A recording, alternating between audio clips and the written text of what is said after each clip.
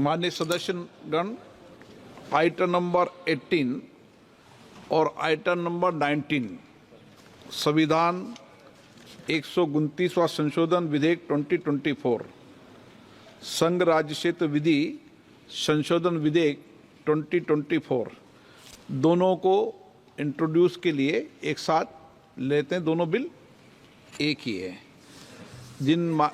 एक मिनट, सबको बुलाएं। इनको बुलाएं सर। एक सेकंड। मैं कई माननीय सदस्यों के इस विषय पर नोटिस प्राप्त हुए हैं।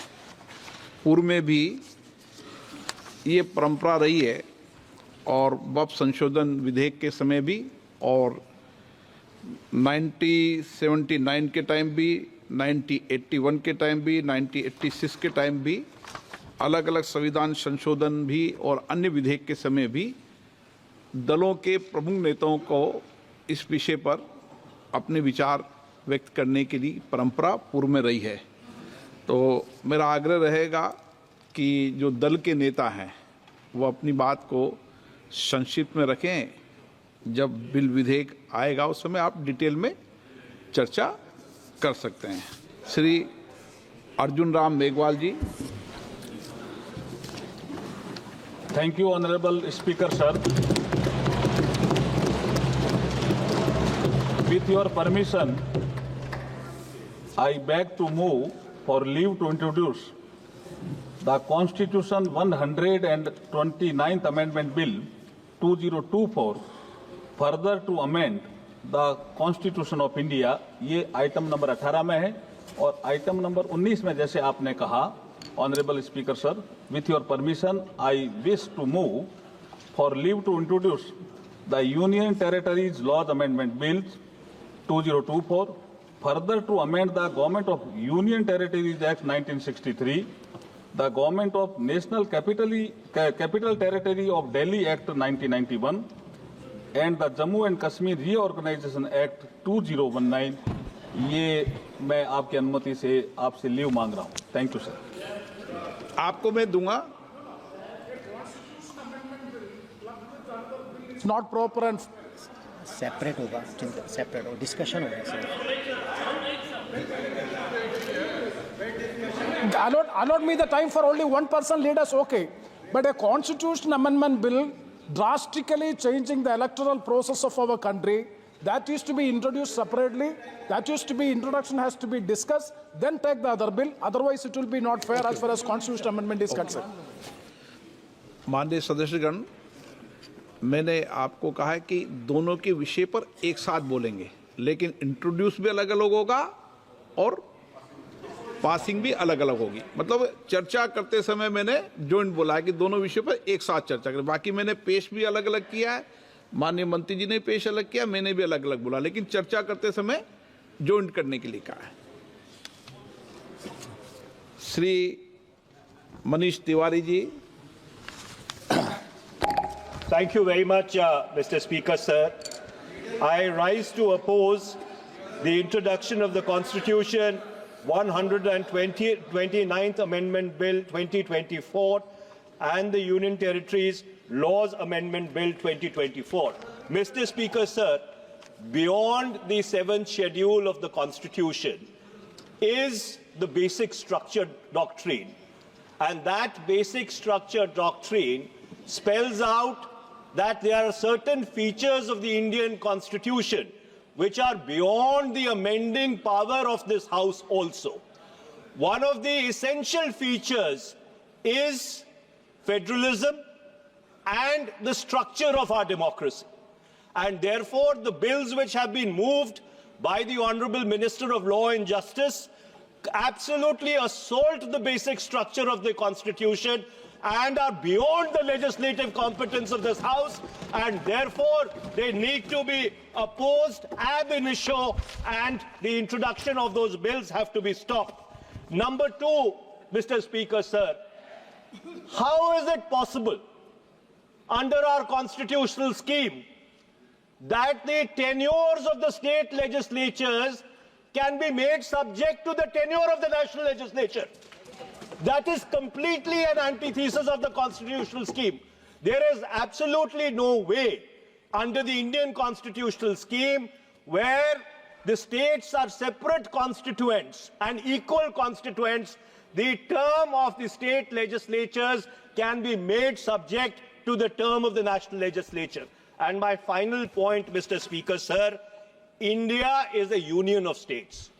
Article 1 of the Constitution states that India is a union of states and not vice versa. And so, therefore, this excessive centralism, which is sought to be brought into existence by this bill, absolutely militates against the constitutional scheme in its essence, in its entirety, and in its very object. And therefore, Mr. Speaker, sir, I would once again like to urge this House that the introduction of the bill and the consideration of the bill, because of the basic structure doctrine enunciated by the Supreme Court in the Kesavanand Bharti case, is beyond the legislative competence of this House, and therefore this bill needs to be withdrawn immediately. Thank you, Mr. Speaker, sir. Dharmendra Yadav.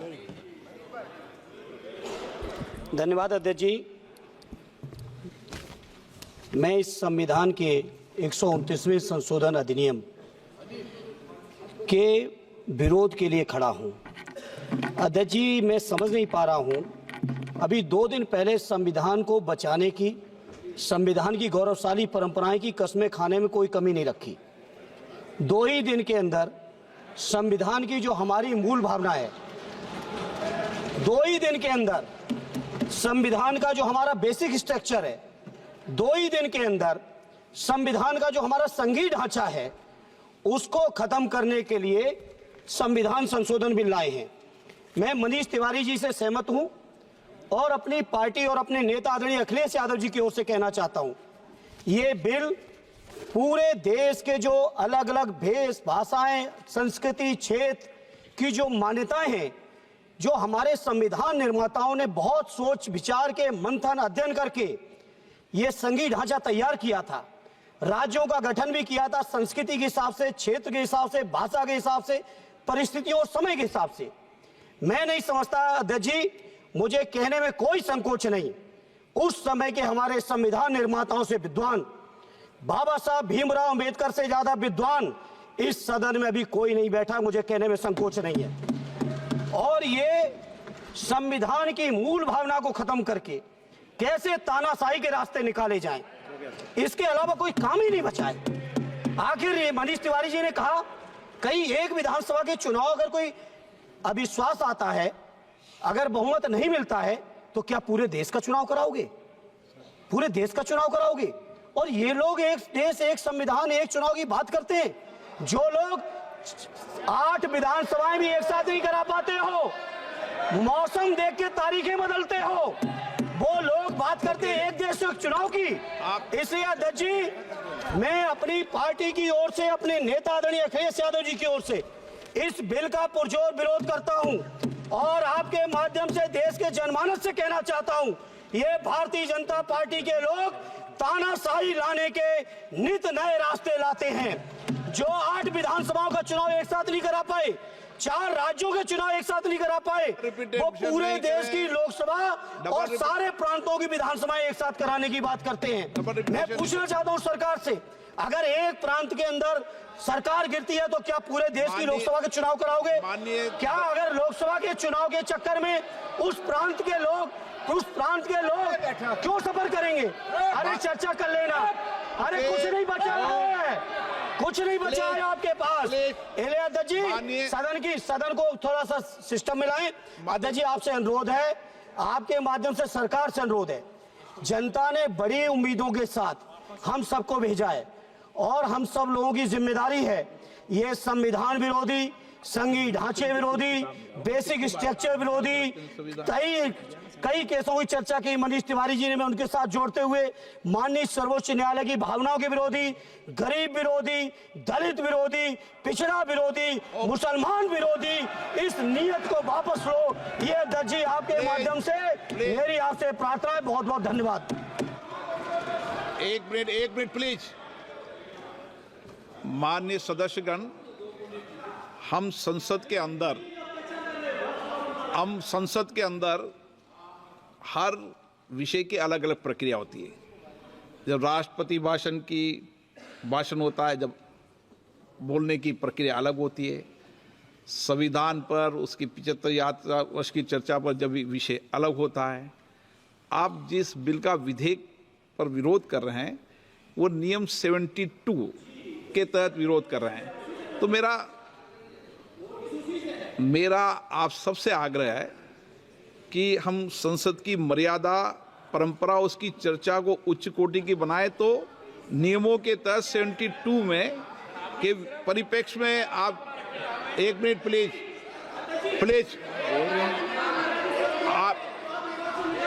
आप please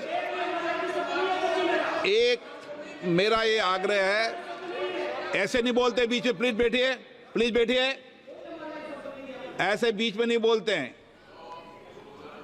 मैंने इसलिए आपसे कहा कि मैंने किसी को नहीं कहा कि मर्यादा बोली। मैंने कहा नियम 72 के तहत आप उस परिप्रेक्ष्य के अंदर बिल का विरोध करने का आपका अधिकार है, वह भी विधेयक की विधायी क्षमता, लेजिस्लेटिव कॉम्पिटेंस के विषय पर। लेकिन विषय गंभीर है, इसलिए मैं सभी मान्य सदस्यों आग्रह बोल रहा हूं, उस परिप्रेक्ष्य के अंदर वो अपनी बात को कहें, संविधान की मर्यादाओं के अनुरूप अपनी बात कहें। मैं सभी मान्य सदस्यों को पर्याप्त अवसर दूंगा, पर जब बिल पर डिटेल चर्चा होगी तब आप जो भाषा बोल रहे हैं वह बोलने का अधिकार रहेगा। ठीक है, सब सहमत इस बात से? आपको देंगे, आप दोनों में से तय कर लो कौन बोलेंगे। हाँ, कल्याण आप दोनों तय कर लो पहले। नोटिस है।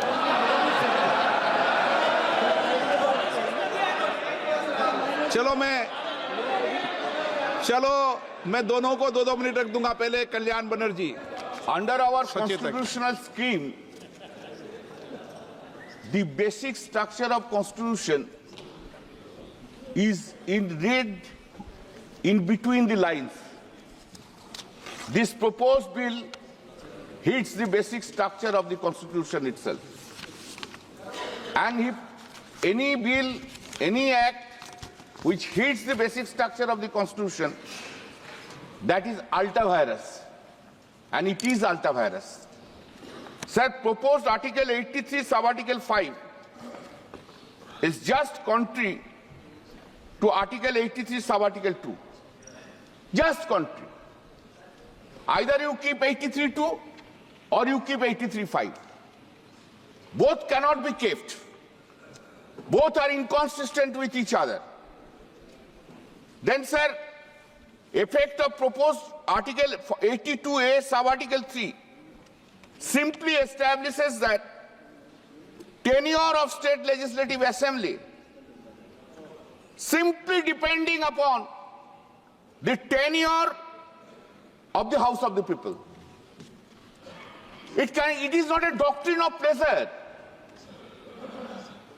Doctrine of pleasure is under Article 311 of the Constitution. But a mandate which has been given by the people of the country that state assemblies tenure will be depending upon the doctrine of pleasure of this house. How it can be? This is inconsistent. It cannot be accepted. Sir, we must remember this. State government and the state legislative assembly are not subordinate to the central government or to the parliament itself. This parliament is having the power to legislate law under the 7th schedule, list 1 and list 3. Similarly, state assembly is having the power to legislate law under the 7th schedule, list 2 and also list 3, subject to that it would not be contrary, so far concurrent list is concerned, it would not be contrary to the Article 254 of the Constitution. Therefore, by this process, the autonomy of the state legislative assembly is being taken away. That is ultra-virus. That is hits the basic structure of the Constitution. Sir, Article 82 and Sub-Article 5. Unfortunately, I can't think about it. I can't think that Article 82, Sub-Article 5 is giving an uncanalized power to the Election Commission of India. No, we don't have any value. We don't have any value. Then Election Commission of India will decide everything. Till doomsday, a party cannot remain as a ruling party. One day it will be changed. Sir, why law providing state funding for conducting the election is not brought? Every problem will be resolved. Do all elections. How many monies are being spent? All elections should be done from the state election fund. Why you are not bringing? That will be about real election reforms. This is not the election reform. Okay. It is a reform. Sir, I have not finished, sir. It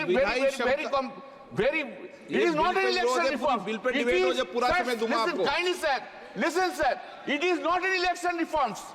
It is just a fulfillment of one gentleman's desire and dream. Nothing more than that. No, it is not permitted. Sir, we have seen, we have heard the speech of the Honorable Prime Minister regarding the First Amendment of the Constitution. Sir, Dr. B.A. Ambedkar said,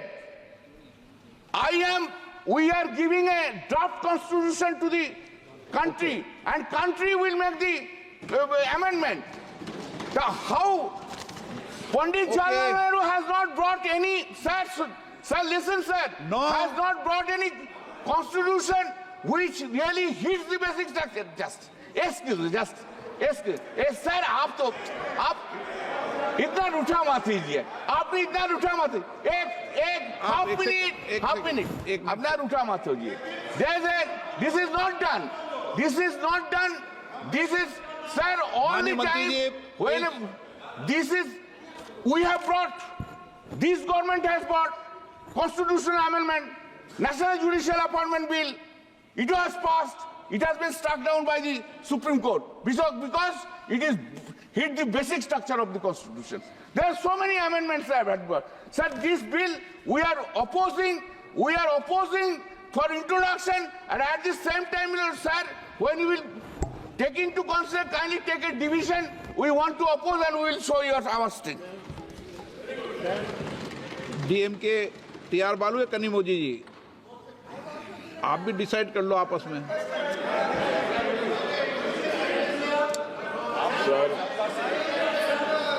नहीं, वो कनिमोझी जी भी हाथ खड़ा कर रही है. मैंने कहा आप भी डिसाइड कर लो.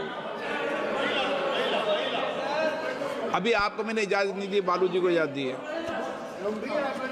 Sir, oppose the Constitution Amendment Bill 129. As my leader, Dr. M.K. Stalin has said, TR बालू जी, it is anti-federal.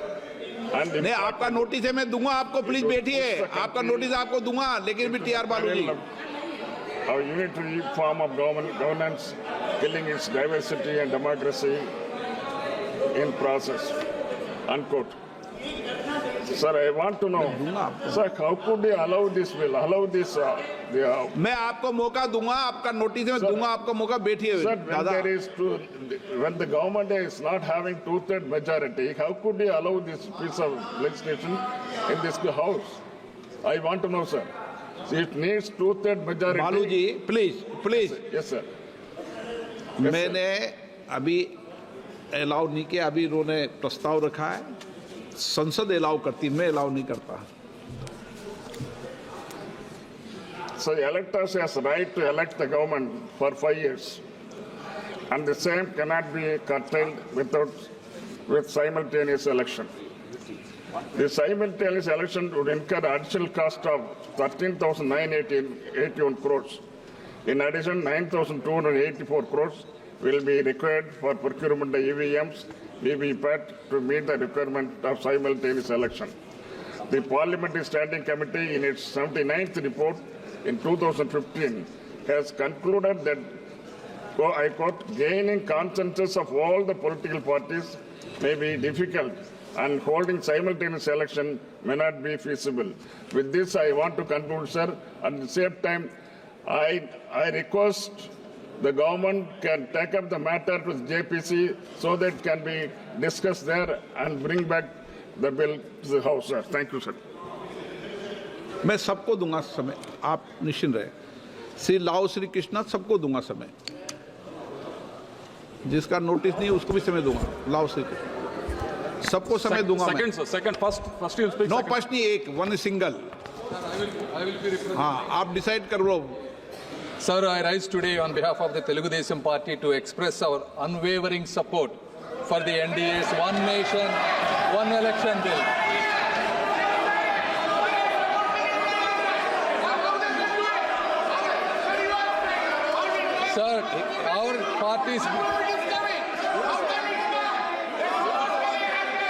Sir, our party's guiding force, Sri Nara Chandrababu. एक मिनट। रूल 72 में है, लेकिन एक मिनट, हमने वक्त के समय भी सभी माननीय संसदीय कार्य मंत्री जी आप बोलिए ना कुछ। आपने अध्यक्ष महोदय जी, आपने शुरू में हाउस का सेंस लेकर के बहुत ही क्लियर शब्दों में आपने कहा कि पहले उसका उदाहरण भी आपने दिया और दो बिल्स को एक साथ क्लब करके चर्चा का समय एक साथ करेंगे, लेकिन उसका प्रेजेंटेशन अलग होगा। साथ साथ में ये भी कहा, क्योंकि नोटिस एक पार्टी से कई नोटिस आए हैं, किसी पार्टी से नहीं आया, लेकिन विषय गंभीर है, इसीलिए अध्यक्ष ने कहा कि सारे पॉलिटिकल पार्टी लीडर्स को, अध्यक्ष जी ने ऑलरेडी कहा सारे पॉलिटिकल पार्टी का लीडर्स को, फ्लोर लीडर्स को इसमें मत रखने का मौका देंगे, ये अध्यक्ष ने कहा है। और ऑल द फ्लोर लीडर्स मतलब सब पॉलिटिकल पार्टी, आप सिर्फ इस संसद को रिप्रेजेंट नहीं करते हैं, हर एक पॉलिटिकल पार्टी का रिप्रेजेंटेटिव है इसमें, सबको बोलने का मौका मिलना चाहिए।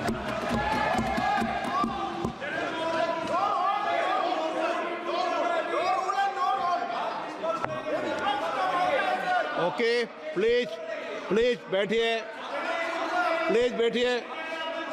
अभी बुलाते हैं, आपको भी बुलाते हैं, अभी मैं रूलिंग दे रहा हूँ, अभी प्लीज आप बैठिए, आप भी रूल की किताब बैठे हो तो मैं भी रूल की किताब लेके बैठा हूँ, अभी मैं बताता हूँ इस विषय पर। पहले हाँ, मैं अभी बोल रहा हूँ।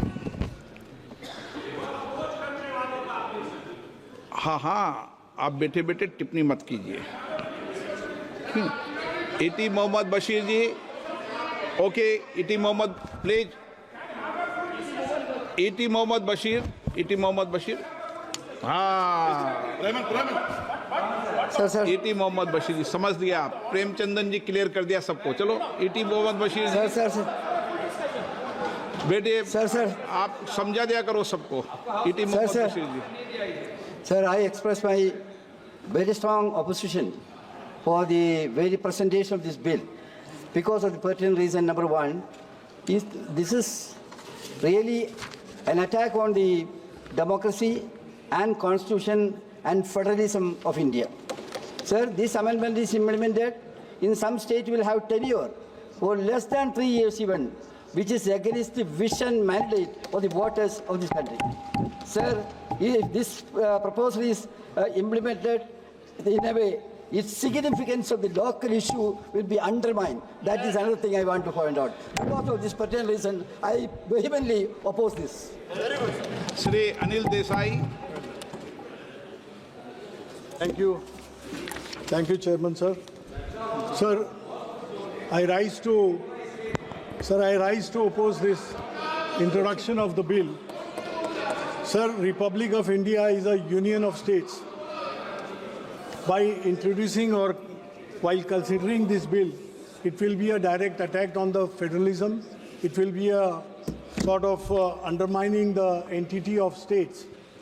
So basic idea of the bill, introducing the bill, is to that expenditure which goes on unabated while elections are conducted, not simultaneously, but in different phases.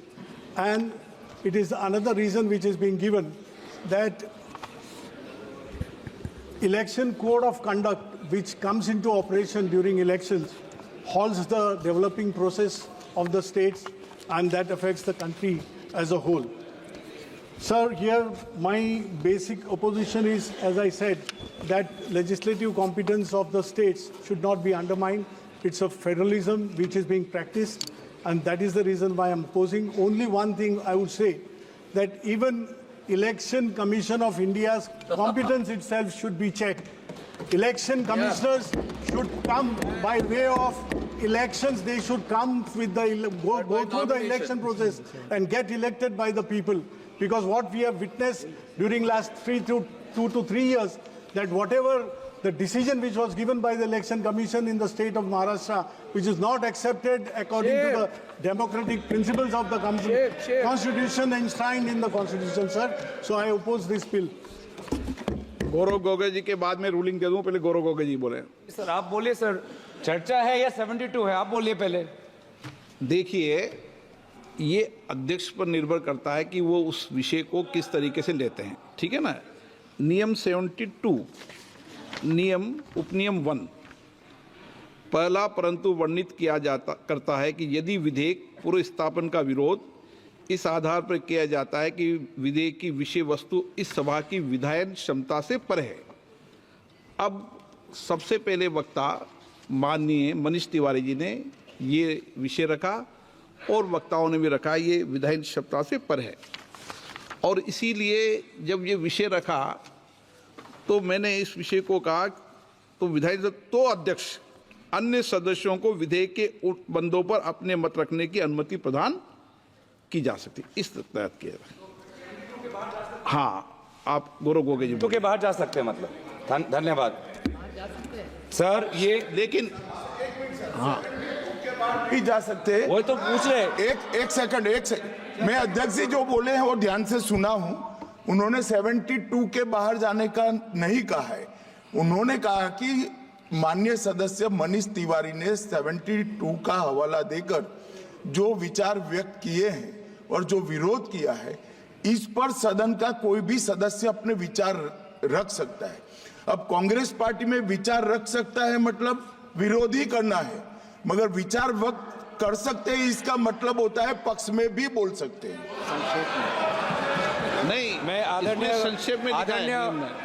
आदरणीय गृह मंत्री को मैं यही कहना चाहूंगा कि अगर कोई पार्टी इसका समर्थन करना भी चाहे तो भी वो समर्थन 72 पे ही रह सकता है, जनरल वो चर्चा में नहीं ला सकते। हाँ, समर्थन के लिए मैं सर ये दो जो कानून है, constitutional amendment 129 constitutional amendment act और the bill to further amend government of union territories act 63, national capital territories 91, Jammu Kashmir reorganisation act 2019, ये दोनों कानून संविधान और नागरिकों के वोट देने के जो उनकी संवैधानिक अधिकार है उस पर आक्रमण है और इसका हम पुरजोर विरोध करते हैं।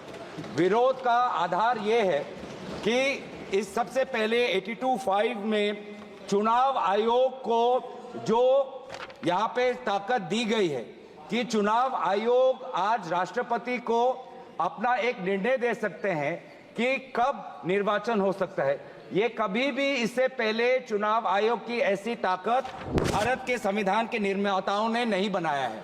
चुनाव आयोग की क्या सीमाएं हैं वो आर्टिकल 324 में है, जहां पर इलेक्शन कमीशन को बस कैसे सुपरवाइज करना चाहिए, कंट्रोल करना चाहिए, इलेक्शन रोल कैसे बनाना चाहिए, वहीं तक ही चुनाव आयोग की क्षमताओं का सीमा बनाया है। लेकिन इस संविधान ने चुनाव आयोग को असंवैधानिक गैर कानूनी ताकत दी है। राष्ट्रपति अगर कोई परामर्श लेते हैं तो सिर्फ काउंसिल ऑफ मिनिस्टर से परामर्श लेते हैं, वो कभी भी वो चुनाव आयोग से परामर्श नहीं लेते हैं। ये एक गैर संवैधानिक इन्होंने एक ढांचा बनाया है। राष्ट्रपति जी अगर काउंसिल ऑफ मिनिस्टर्स की एडवाइस लेते हैं 74 जो article 74 of constitution of India में है, या वो article 356 of constitution of India वो सिर्फ गवर्नर के रिकमेंडेशन पे ले सकते हैं। 356 गवर्नर के रिकमेंडेशन पे या 74 के अनुसार काउंसिल ऑफ मिनिस्टर्स के रिकमेंडेशन में।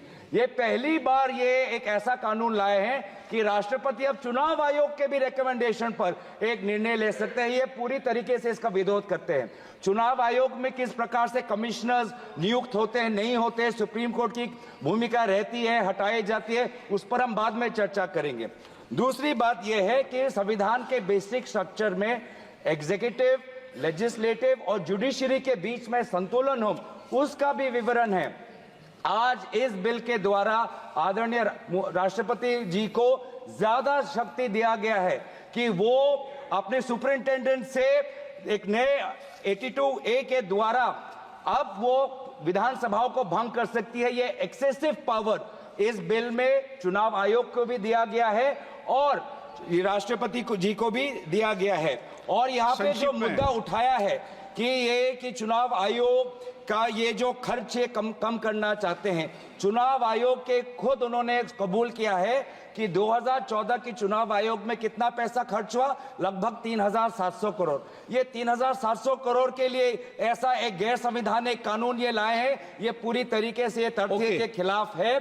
हम दोबारा कहना चाहते हैं कि संविधान और एक नागरिक जो आर्टिकल 14 जो उसको वोट देने का अधिकार देते हैं, वो जब वोट देता है तो हमारे संविधान में लिखा है कि जो 5 ईयर टर्म है, जो 5 ईयर टर्म है आर्टिकल 83(2) में हाउस ऑफ पीपल को और आर्टिकल 172(1) में जो 5 ईयर टर्म है उसके साथ खिलवाड़ नहीं कर सकते।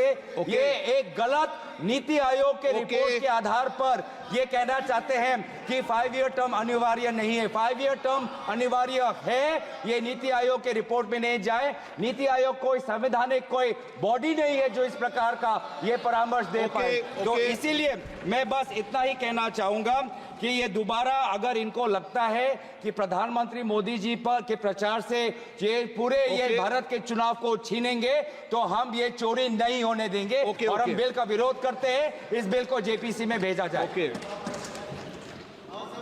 माननीय सदस्यगण ने 1 मिनट प्लीज, 1 मिनट। मैंने कहा है कि संक्षेप में अपनी बात रखें, कोई भी दल हो वो संक्षेप में अपनी बात रखें और प्रयास ये करना चाहिए कि मैं नोटिस आप सबने दिया है, नोटिस पे सबका अधिकार बनता है, लेकिन जब मैंने एक व्यवस्था दे दी है और पूर्व में भी ये व्यवस्था है, मैंने आपको बता दी है कि पूर्व में भी ये व्यवस्था परंपरा रही है और मैंने आपको हवाला भी दे दिया है कि कब कब ये हुआ है, आप चाहे तो दोबारा उसको निकाल सकते हैं। इसलिए एक दल से एक व्यक्ति बोले, संक्षिप्त में अपनी बात को कह दें। आप दादा इतनी आपको पार्टी ने चुप 1 मिनट रहिए ना। हाँ, 1 मिनट। चंद्रशेखर जी आप अपनी बात कहते। हाँ। Honorable Speaker, sir. हाँ। I rise today on behalf of the Telugu Desam Party to express our unwavering support for the NDA's One Nation and One Election bill. Sir, our party's guiding force, Sri Nara Chandrababu Naidu ji, has always championed transformative ideas and is well recognized and respected as a visionary leader, sir. TDP is deeply committed to nation-building initiatives such as Vikasit Bharat 2047 and aims to align them with Vikasit Andhra 2047, reflecting the true spirit of cooperative federalism and a shared vision for progress and development. Sir, there are several advantages of One Nation, One Election bill, but I would like to quote 4. Number one, reduced expenditure and logistical efficiency, sir. Although the official figures for the 2019 Lok Sabha elections vary, news reports estimate the Election Commission of India has spent more than 6,000 crores, sir. In 2024, The estimate of spend was more आप than संक्षिप्त 10,000 में- crores, sir. संक्षिप्त में okay, आप पक्ष रख दें बस। No, sir. No, please, let me. Yes, sir, give me 2 minutes. Come on. No. The Law Commission 2018 draft report and 27 Niti Aayog report estimates if Okay, both the Manya elections Mantri ji, are done please. simultaneously, Please. the cost would Okay. reduce. The cost would reduce at least up to 40%, sir. If the elections are held simultaneously, the voter turnaround would be increased up to 7%, sir. Sir, if the Sir, the total estimates of all the parties that spend on these elections is close to 1 lakh crore, sir. Therefore, if the elections are done okay माननीय मंत्री simultaneously, ji please. if the elections are done simultaneously, it will reduce the expenditure for both Election Commission of India as well as for the regional parties, sir. And the second is continuity in governance, sir. Sir, over the last 6 months alone, there were 3 elections held for the state, sir. So how can the machinery continue to operate if the elections are done continuous fashion, sir?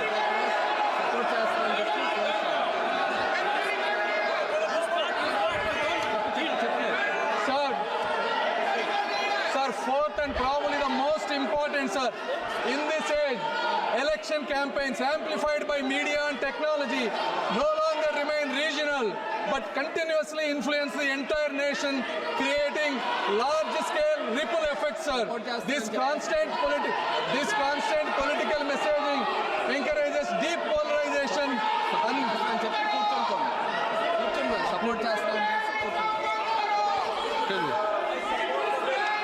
I support the bill, sir. Thank you.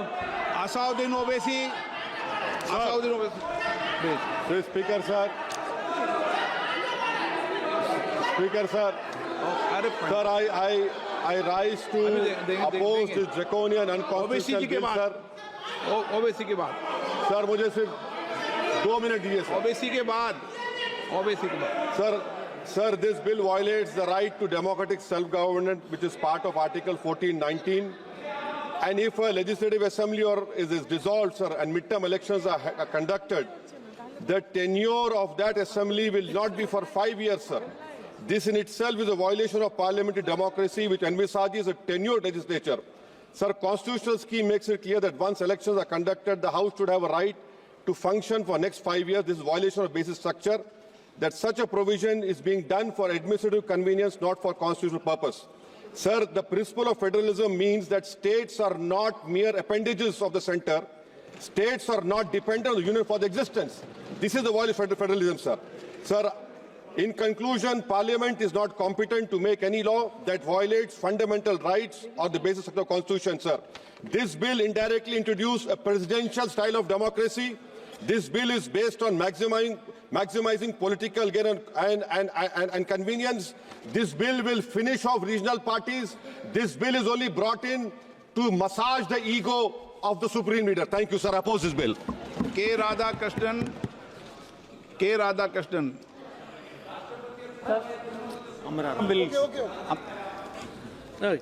Amraram जी। माननीय अध्यक्ष महोदय, जो संविधान संशोधन 129 में जो संशोधन लाने के लिए लाए हैं बिल, मैं और मेरी पार्टी इसका विरोध इसलिए करती है कि ये बिल इस देश की संवैधानिक संस्था, संविधान और जनतंत्र को खत्म करके तानाशाही की ओर बढ़ने का काम है। इससे ज्यादा कुछ नहीं है, क्योंकि आप खर्चे की बात करते हैं, जिसको 1 साल होगा उसके 4 साल में आपके जनतंत्र की हत्या करने का काम ये संविधान संशोधन, ये जो बिल लेके आए हैं, ये करने का काम करेगा। आइंदा भी निश्चित रूप से आप बताइए, लोकल बॉडी जो पंचायत और नगर पालिकाएं स्टेट गवर्नमेंट का है, उसको भी आप लेना चाहते हैं। क्यों लेना चाहते हैं?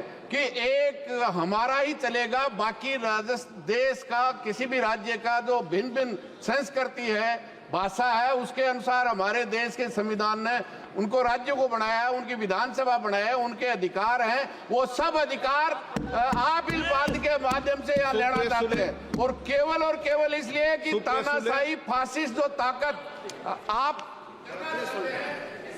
रूप से विरोध चाहे 356 हो, आगे भी अगर मान लो डिजोल्व हो गया, कोई फाल्ट हो गई, सरकार गिर गई, तो उसके लिए भी आप अगर 2 साल बाद गिर गई तो 3 साल के लिए चुनाव होंगे, 1 साल बच गया तो उसके लिए होगा।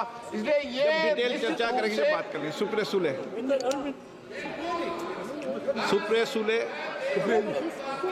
चर्चा कराई और आज 2 दिन बाद में उसी संविधान को तहस नहस करने के लिए बिल लेके आया हो। इसका हमारी पार्टी बिल्कुल विरोध करती है।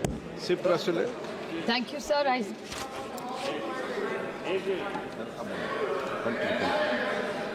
Sir, on behalf of the Nationalist Congress Party SP, I oppose the 129th Constitution Amendment Bill. Clearly, most of my colleagues have made the 3 most important points: that this is completely against federalism and the Constitution of India. The centre and the states have their own tenures and terms. So I think to mix the two is not fair, because the Article 356, because just last week, sir, we debated Article 356, and in the case of S.R. Bommai versus the Constitution of India, dissolving of assemblies was something which both sides have objected, and both sides have done it.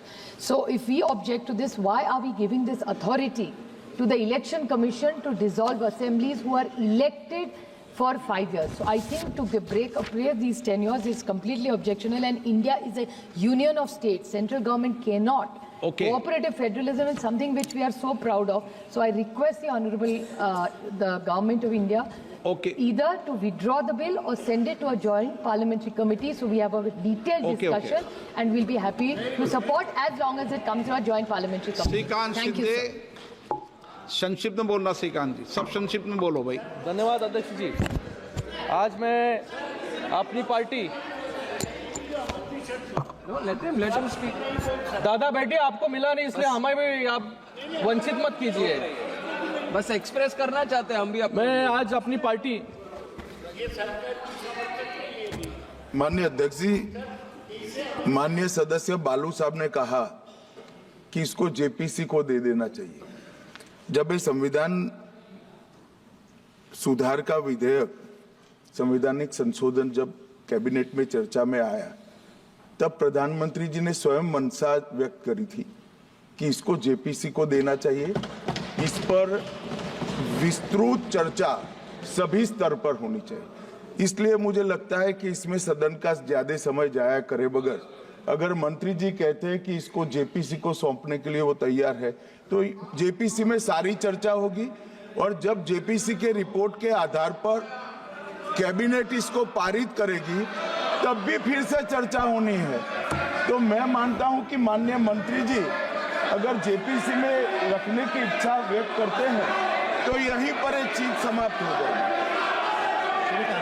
अध्यक्ष जी, जो ये चर्चा हुई है, इसका जवाब देने के बाद जो नियम 74 है, जिसमें मैं एप्रोप्रिएट जो मोशन ला करके और जेपीसी के गठन का प्रस्ताव निश्चित रूप से करूंगा, निश्चित रूप से जेपीसी के गठन का प्रस्ताव करूंगा। रूल 74 के तहत जेपीसी के गठन का प्रस्ताव है और सरकार की इच्छा भी है।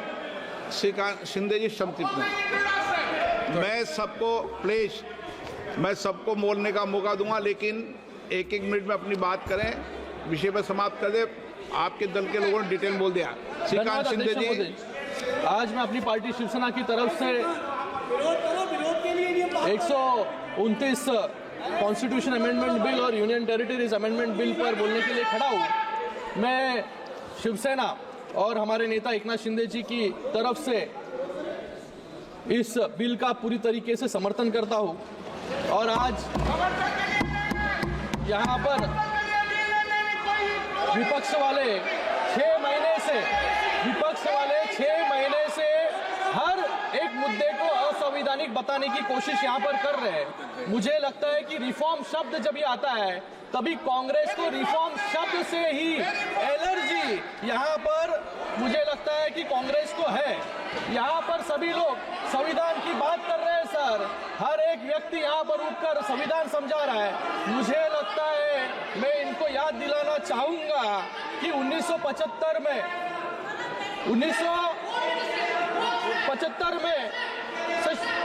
इंदिरा गांधी सर ये बिल जो 1975 को शुरू करता हूँ, इंदिरा गांधी जी को इलाहाबाद हाईकोर्ट ने इलेक्शन मैल अरे वो विषय क्या है, आप संक्षिप्त में करिए। सर एक पॉइंट बोल रहा हूँ सर, यानी इलेक्शन मैल प्रैक्टिस और यानी चुनावी भ्रष्टाचार के लिए गिनती पाया और 6 साल के लिए डिस्क्वालीफाई कर दिया। उस जज के साथ कैसा व्यवहार हुआ ये पूरा देश यहाँ पर जानता है।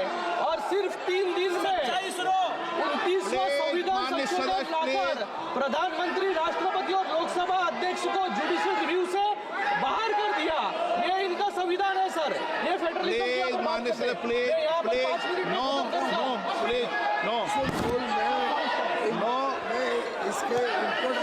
नो माननीय प्लीज।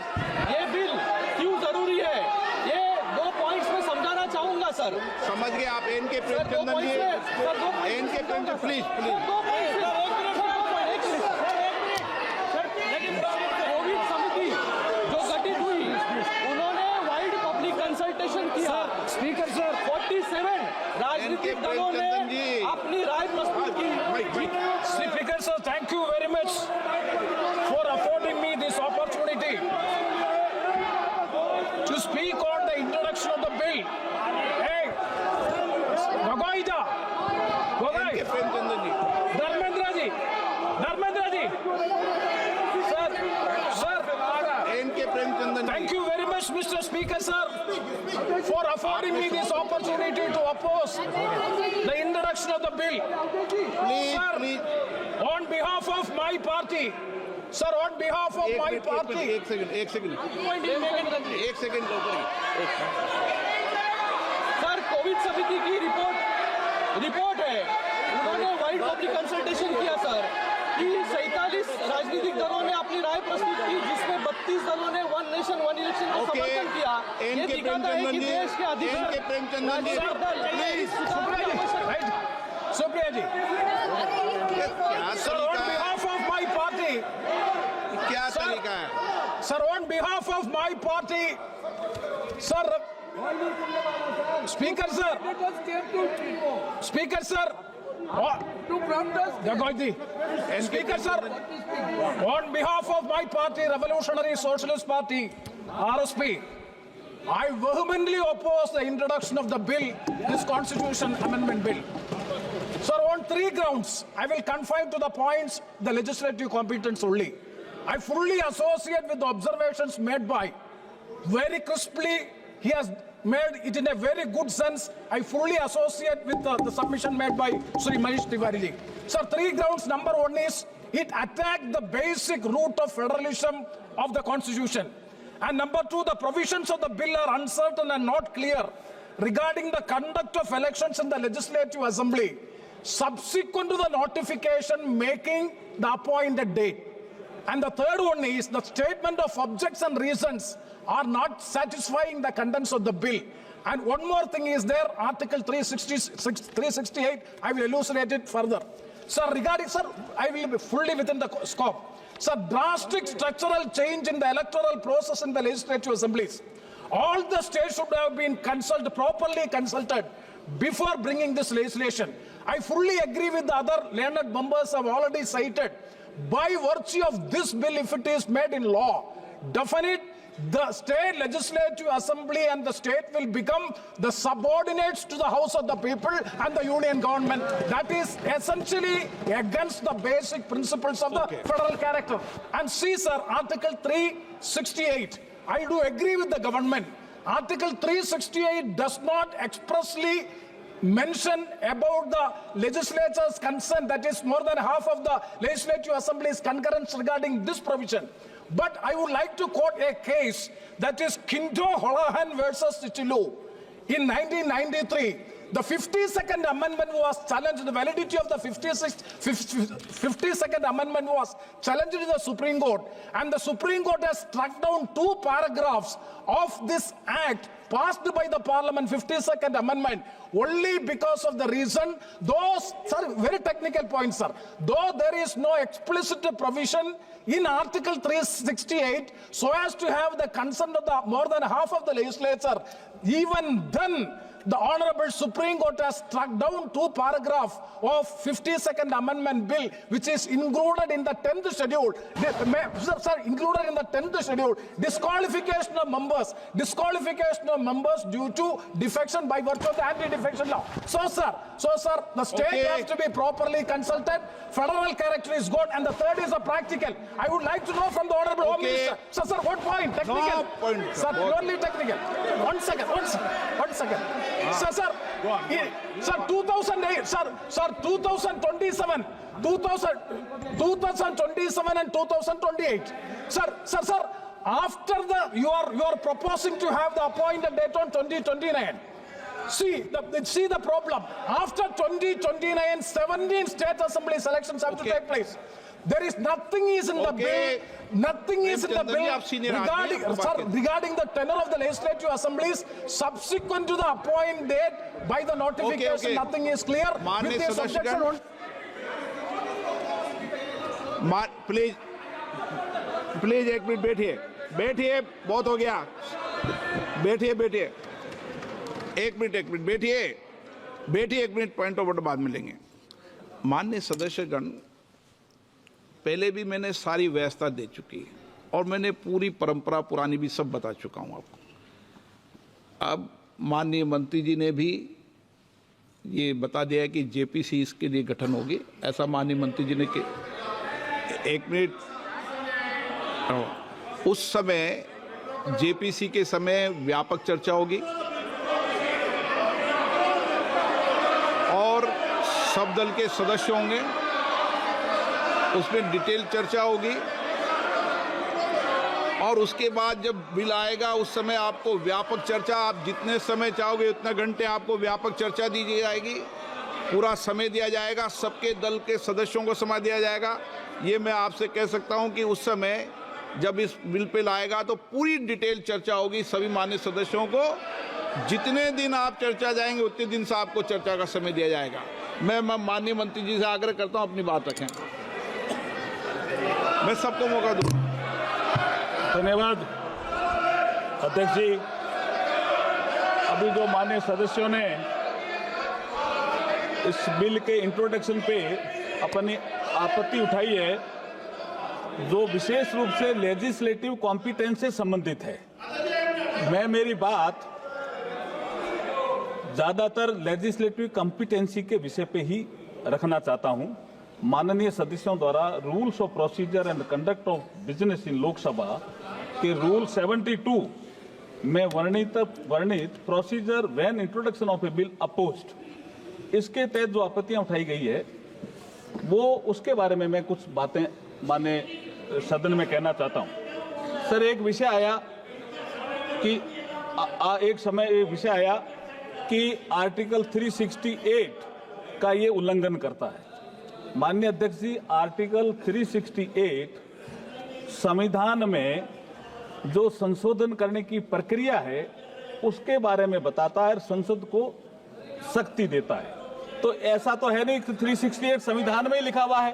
प्लीज माननीय सदस्य। के बाद एक विषय आया कि संविधान का अनुच्छेद 3 to 7 है, ये सदन को विधानमंडलों के चुनाव के संबंध में प्रावधान करने का जो अधिकार देता है, उसके बारे में आप क्या कहना चाहते हो? तो मैं ये कहना चाह रहा हूं कि संविधान का अनुच्छेद 327 संसद को पार्लियामेंट को अधिकार देता है, विधानमंडलों के चुनाव के संबंध में प्रावधान करने का अधिकार देता है। इसमें कहा गया है कि संविधान के प्रावधानों के अधीन संसद समय समय पर कानून द्वारा संसद के किसी भी सदन या विधानमंडल के किसी भी सदन के चुनाव से संबंधित सभी मामलों के संबंध में प्रावधान कर सकती है। Sir, it is a constitutional provision.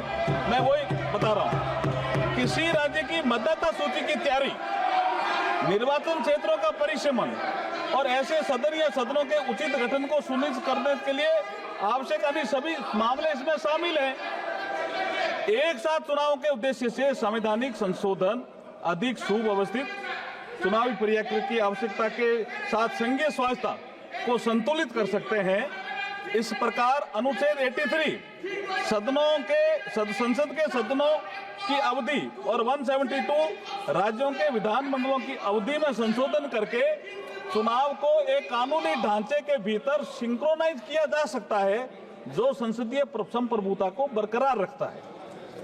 क्या राज्य सरकारों की स्वायत्तता, ये विषय ये भी आया, ऑटोनॉमी। संविधान अध्यक्ष जी, संविधान के 7th शेड्यूल्ड के यूनियन लिस्ट एंट्री नंबर 72 उसमें लिखा हुआ है election to parliament, to the legislature of states and to the offices of president and vice president the election commission के अनुसार केंद्र सरकार को शक्ति प्रदान करता है। सर ये आपका जो यूनियन लिस्ट है उसका एंट्री 72 और ये संशोधन राज्यों को संविधान प्रदत्त शक्तियों को न तो कम करता है और न ही छीनता है। सर ये जो संशोधन है एकदम संविधान सम्मत हम लेकर के आए। अब एक विषय आया बेसिक स्ट्रक्चर का, इसमें 2 मिनट में बोलना चाहता हूं बेसिक स्ट्रक्चर पे। सर्वोच्च न्यायालय ने, माननीय सर्वोच्च न्यायालय ने केशवानंद भारती केस में 1973 में इस फेडरल स्ट्रक्चर के बारे में बात की है। उसमें 5-7 बिंदु उन्होंने तय किए हैं, बाद में और मामलों में भी कुछ बिंदु जोड़े हैं, कुछ विषय जैसे judicial review, federal character of the constitution, separation of power between legislature, executive and judiciary, secular character of the constitution, supremacy of the constitution. ये इस बिल में कहीं भी आघात नहीं हो रहा है, कुछ भी नहीं हो रहा है इसमें। जो बेसिक स्ट्रक्चर में कहीं भी कोई छेड़छाड़ नहीं की जा रही है।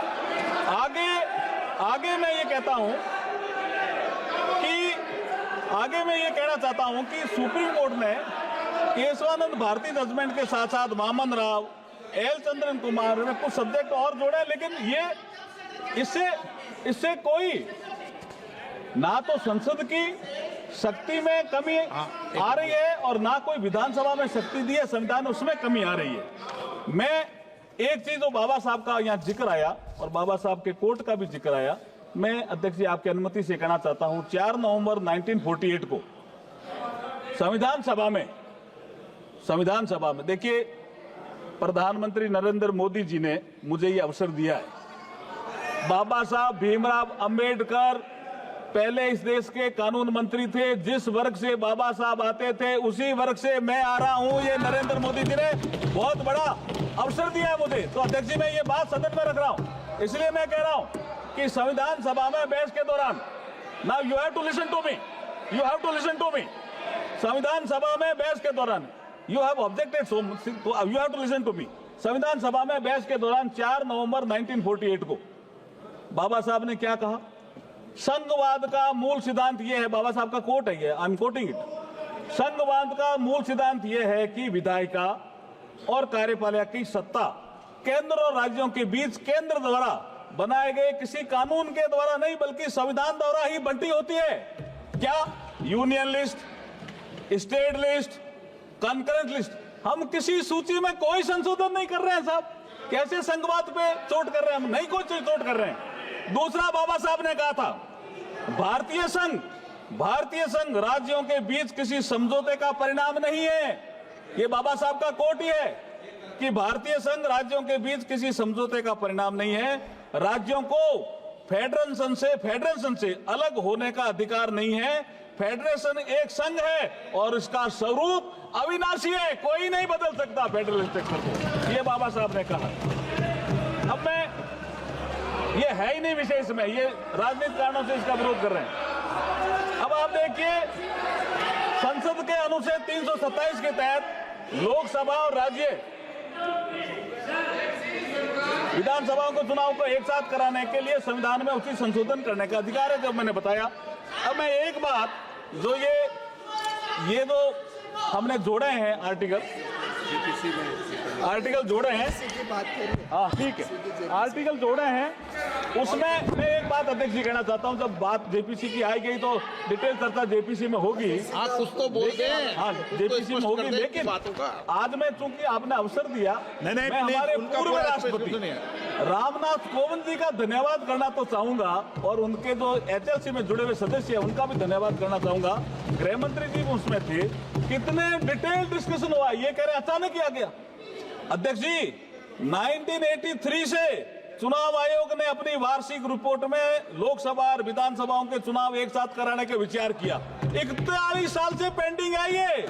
अलग अलग कमेटियों ने भी किया, स्टैंडिंग कमेटी ने भी किया, फिर एचएलसी गठित हुई, और ये कह रहे दलों से बात नहीं हुई।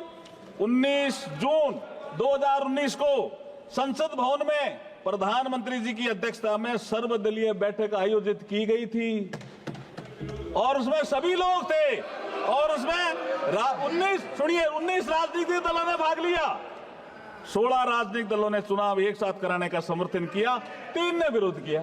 तो इसका मतलब बहुमत हमारे साथ था। फिर अध्यक्ष जी, मैं आपको याद दिलाना चाह रहा हूं, आपने केवड़िया में पीठासीन अधिकारियों की बैठक बुलाई थी, याद है ना आपको? प्रधानमंत्री जी ने केवड़िया गुजरात में 26 नवंबर 2020 को 80वें अखिल भारतीय पीठासीन अधिकारी सम्मेलन के समापन सत्र में भी संबोधन के दौरान एक चुनाव कराने की बात रखी। आपने इसको डिस्कस किया। सारे स्टेट के जो प्रेजाइडिंग ऑफिसर थे वो इससे सहमत थे, और आप भी सहमत थे, और ये स्वीडन में भी, जर्मनी में भी, बेल्जियम में कई जगह चल भी रहा है। मैं अब जेपीसी पे आ रहा हूं, लेकिन उससे पहले एक बात तो कहना चाहूंगा सर। ये 41 साल से मामला पेंडिंग था। हमारा जो नेता है नरेंद्र मोदी जी, उसके बारे में एक बात तो कहना चाहूंगा कि जो 41 साल से मामला पेंडिंग था, किसी ने ध्यान नहीं दिया, और नरेंद्र मोदी जी ने ध्यान दिया। क्या कहा? जो निर्णय लेता है सदा, जो निर्णय लेता है सदा देश हित की खातिर जग में, साहस से करता दूर सदा, जो भी बाता आदि मग में। मग का मतलब है ये मार्ग है। ये इलेक्शन का एक प्रोसेस था, चक्र टूट गया साहब 71 में, तो बाधा आ गई। जो निर्णय लेता है सदा देश हित की खातिर जग में, साहस से करता दूर सदा, जो भी बाता आती जग में, अपना सर्वस्व लगाकर भी अपना कर्तव्य निभाता है। जो नेता दूरदर्शी होता है वही इतिहास बनाता है। आज इतिहास बनाने का अवसर आया है। मैं जेपीसी में भेजने का भी प्रस्ताव करता हूं, और अगर आपकी अनुमति हो कि वे दोनों item, I introduce the bill also, both item number 18 और आइटम नंबर 19। प्रश्न ये कि हाँ डिवीजन देंगे, प्लीज। हाँ देंगे डिवीजन का समय तो आने दो। माननीय सदस्य, आप वरिष्ठ सदस्य हो, प्लीज। प्रश्न ये कि विधेयक को पुनर्स्थापित करने की अनुमति प्रदान की जाए। जो सदस्य इसके पक्ष में वहां गए, जो सदस्य विरोध में ना गए,